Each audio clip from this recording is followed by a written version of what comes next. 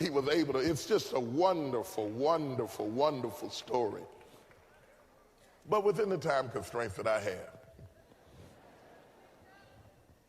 I have to carefully bypass many of those profound truths that I might deal with a text that is cut to the continuity of your situation and perhaps bypass many, many things that I would like to talk about in a Bible class. And I want you to just let me talk to you a little bit. A famine has arose in this text in a family who is headed by Elimelech, and they leave Bethlehem, the house of bread, because of the severity of the famine, and they go to Moab. Everybody's running for their lives, They go into Moab for survival's sake, thinking that they were going to be there a short time, end up being there 10 years. Elimelech is strong enough to get Naomi out of there with their 2 sons and get them out of Bethlehem to Moab, but he dies in Moab. And now Naomi is widowed, surviving a famine, raising 2 sons in a foreign country, unable to get back home because of the famine, trying to survive against adversity, and then she loses her 2 sons. 2 sons. Now the woman has had a dead husband and now lost 2 sons. The husband you might could tolerate, you might could say, well, he was up in years, he was up in age, it makes sense. But to lose 2 sons, in the space of 10 years, she has lost every man she has ever loved. Exasperated and frustrated, she makes up in her mind, this is enough for me. We're coming to the end of the famine. I want to go back home. There is nothing left for me. She makes a statement. She says, I went out full and I came back empty. In other words, there was a famine, but I was still blessed. It's amazing because sometimes you cannot know you're blessed because you're going through a famine, only to find out that the thing that you were worried about is not nearly as significant as the thing that you had. In the midst of her famine, she still had her husband and her children. Sometimes you can have something and not appreciate it until you lose it. After that, she lost her husband and her children. The famine seemed insignificant by comparison. I say that because sometimes you're whining about things that really don't matter. You're upset about things that really don't make any difference in your life. And if you were smart, you would learn how to count your blessings and to thank God for what he's done in your life. It looked like all hell had broken loose in her life. The famine, who would have thought that a famine would come and disrupt this relatively wealthy family and cause them to flee like vagrants and move into Moab and uproot all of their heritage and leave their home and their surrounding and their friends and find themselves in Moab? Who would have thought that having gone to Moab, that she would lose the husband she was relying on to be her sustenance, her source, her friend, and her support? He died and left her there. Who would have thought that having lost her husband, she goes to rely on her sons, and both, not one, but both sons die? Who would have thought that this woman would end up in a female feminine trinity of 3 women whose only thing that they now share in common is that all of them have gone through death? 3 women, Naomi, who is the older woman, and Ruth, who was her daughter-in-law, and Orpah, who was her other daughter-in-law. 3 women whose commonality was pain. Pain is a strange company keeper. It brings the oddest people together. There's a secret fraternity that exists amongst those who have been in pain that is mind-boggling. It transcends the color of your skin. It transcends your background. When you've been through certain things, you feel for other people who have been through those things because you relate to them. I personally don't like to have a whole lot to do with people who have not been through pain. It's nothing against them. I'm not jealous of them. I just can't relate to them. I can't relate to them, and I am sure that they will not be able to relate to me. The parts of me that I need to have known, that I need to have touched, that I need to have fellowship are tied up not in the successes of my life, but in the struggles of my life. For God has done more through my struggles. He's done more through my struggles than he's ever done through my successes. And if you look carefully at my successes are made out of the ingredients of my struggles. And you can never know my successes until you understand my struggles, because my struggles are the pathway that led me into my success. Are you hearing what I'm saying? And so if you're going to have fellowship with somebody, you have to choose your friends and make sure that they've had something to die in their life. If you've never had anything to die in your life, you have the kind of optimism that is annoying. If you've never had anything to go wrong in your life, I don't like to hear you preach. It aggravates me. It gets on my nerves because your preaching has not been balanced by failure. If you've never had anything to die in your life, don't counsel me, because you really don't understand me.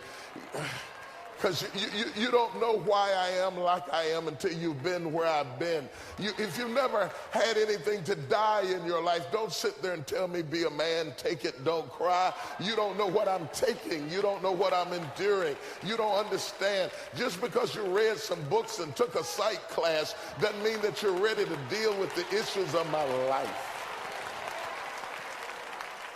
There's something about going through death and loss and pain and misfortune and adversity. There's something about going through things that don't seem fair to you, that once you go through them, you need to make sense of the madness in your life. Since you can't change what happened and you can't alter what you've been through, at least you need to be able to think that there's some greater good that's going to come out of it. It's what they call bringing closure. To bring closure to it, to justify that I didn't go through this kind of pain for nothing. I need to be able to feel like something good is going to come out of this. If I can't do that, then I feel like I'm a victim, and I feel like I've been victimized, and I forever feel sorry for myself, and I'm not free to go on with my life, and I'm not safe to remarry again, and I'm not safe to get another job again, and I'm not safe in another church again, because I have unresolved issues out of my past. And I'm not ready to go forward with my life because I'm still tied up with where I came from. I need to know, if I'm going to continue to worship God, I need to know that some demon didn't get loose in my life and wreck my life. I need to know that all hell has not broken loose in my life, that Satan hasn't snatched the steering wheel from God and is driving my life to hell. I need to know that the demonic influences of my enemies have not taken over my life, even though I feel like my life has become a prey to Satanism, wickedness, and carnality. I need to know that God is not through working it out, and that sooner or later he's going to do something in my life that makes sense. I need to know that nothing just happens. And so the women shared a tear together. They wept together. They cried together. They shared pain together. They shared burial together. They shared their losses together. They shared their emptiness together. And Naomi decided, this is it. Got to split. I'm going to quit. I'm going back home where I came from. Got to go. Can't take anymore. I'm going back home. I'm bitter, but I'm going back home bitter. I'm frustrated, but I'm going back home. And they fell on Naomi and began to weep, because Naomi had left a significant impression on them. And all of a sudden, in the midst of this pain, Naomi starts reasoning with them. Stop crying. Stop crying. I have no options. What am I going to do? She said, if I married today and had more children, what are you going to do? Wait for the children to become grown that they might be your husbands again? She says, I'm out of the game. The clock is against me. Oh, I wish I had time. I wish I had time to talk about time.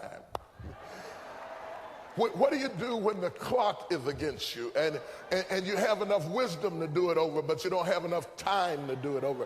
What do you do when you've missed your season and you've missed your window of opportunity? What do you do when you know that you've got the desire to do it and you've got the passion to do it, but you look in the mirror and the wrinkles in your face and the sagging of your body indicates you don't have time to do this all over again? She says, I don't have time to get pregnant again. I don't have a second chance at life. My life is over. Go away. Don't hang around me. I have nothing left to give. There are people that when you start running out of time, you get bitter, you get desperate, you start pushing people away from you because they're asking something of you that you don't think you can give anymore. And you find yourself in a place of depletion, and it feels like God has forgotten you. But I remind you, nothing just happens.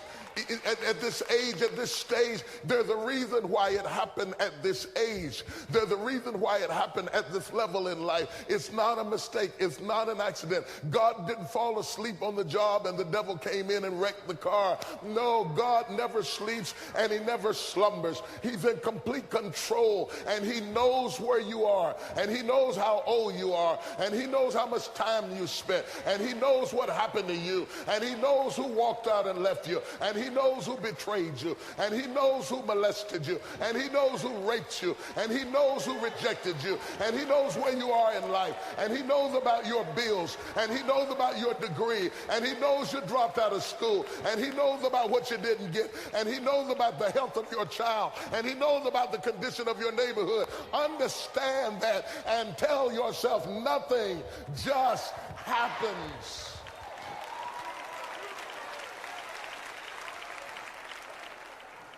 And so Orpah walks away. She walks away. I may have to turn this into a series because I can't get out of this.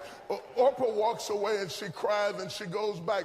And there are people who can walk away from you. And hear me when I tell you this. When people can walk away from you, let them walk.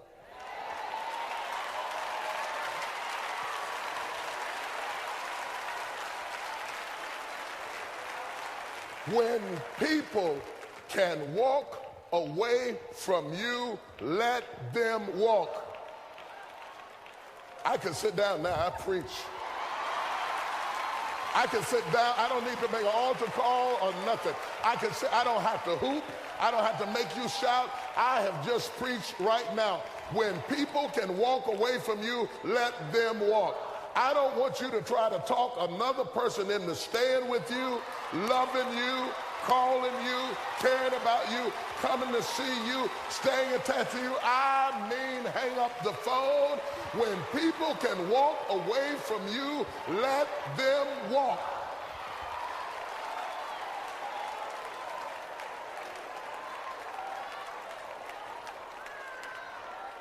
I don't care how wonderful they are. I don't care how attracted you are to them. I don't care what they did for you 20 years ago. I don't care what the situation is. When people can walk away from you, let them walk.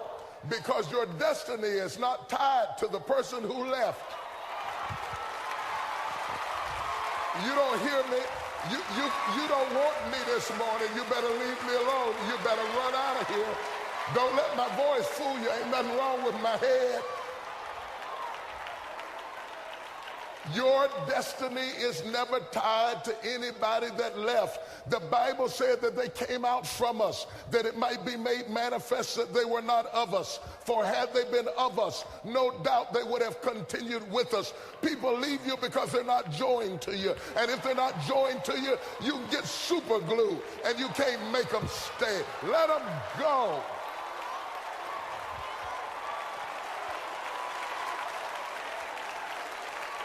And it doesn't mean that Orpah was a bad person. It just means that Orpah's part in the story is over.